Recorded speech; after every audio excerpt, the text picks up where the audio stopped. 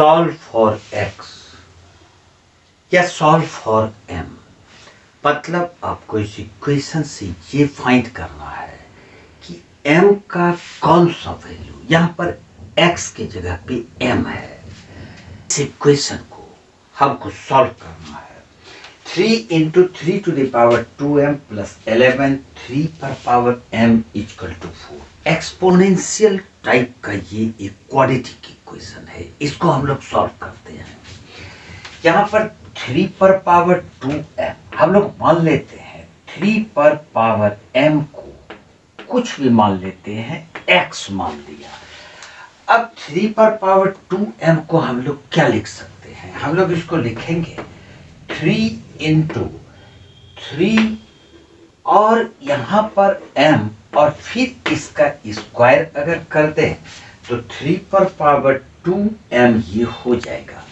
और फिर यहाँ पर जो है इसको यूं ही रहने देंगे, 11 इंटू 3 पर पावर m और ये 4 इक्वल टू, इसको लेफ्ट साइड लाते हैं तो -4 इक्वल टू 0।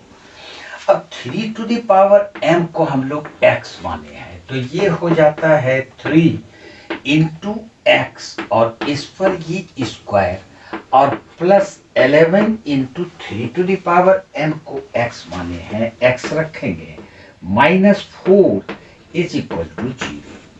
अब इसको एक बार फिर लिख लेते हैं, 3x स्क्वायर और ये प्लस 11x और ये -4 इज इक्वल टू 0। अब ये एक कंप्लीट क्वाड्रेटिक इक्वेशन में आ चुका है और इसी को हमको अब सॉल्व करना है।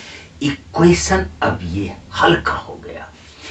अब ये 4 और 3 को मल्टीप्लाई कर लेते हैं, तो 4 मल्टीप्लाई 3 ये 12 हो गया। 12 का फैक्टर निकालेंगे तो ये 2 से 6, 2 से 3, तो ये है। लेकिन यहाँ पर 11 लाना है, तो इसके लिए हम लोग को इसकी आवश्यकता नहीं है। 12 इंटू 1 यानी कि प्लस 12 और -1 अगर ले लेते हैं तो ये प्लस 11 हो जाता है।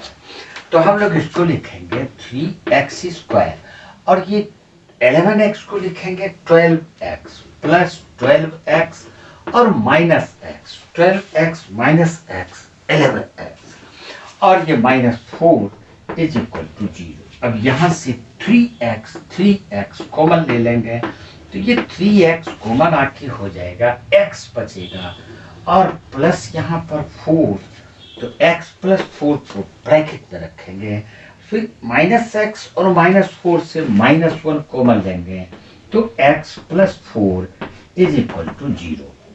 अब यहाँ से x प्लस 4 और x प्लस 4 को कॉमन ले लेते हैं, तो x प्लस 4 कॉमन लिए तो बच जाता है 3x minus 1 is equal to 0। अब दोनों का प्रोडक्ट 0 है तो कोई एक टर्म जरूर 0 होगा, बारी बारी से दोनों को 0 रखते हैं। x plus 4, if x plus 4 is equal to 0 therefore x is equal to -4 और फिर दूसरा और 3x minus 1 is equal to 0 therefore x is equal to 1, right side जाके प्लस होगा और ये 3 से जो मल्टीप्लाई है डिवाइड कर देंगे, यानी x इक्वल टू 1/3। अब ये x का दो वैल्यू है, -4 और 1/3, लेकिन ये हमारा आंसर नहीं है। हमको m का वैल्यू फाइंड करना है। x equal to 3 to the power m, अगर x equal to 3 to the power m रखते हैं तो ये -4, अगर x का वैल्यू -4 रखते हैं, ये पॉसिबल नहीं है। क्यों नहीं पॉसिबल है? क्योंकि 3 पर पावर m है और ये किसी भी कंडीशन में नेगेटिव वैल्यू नहीं देगा अगर m पॉजिटिव है। तो अगर ये नेगेटिव भी है तो भी ये नेगेटिव वैल्यू नहीं देगा, तो ये इनवैलिड है।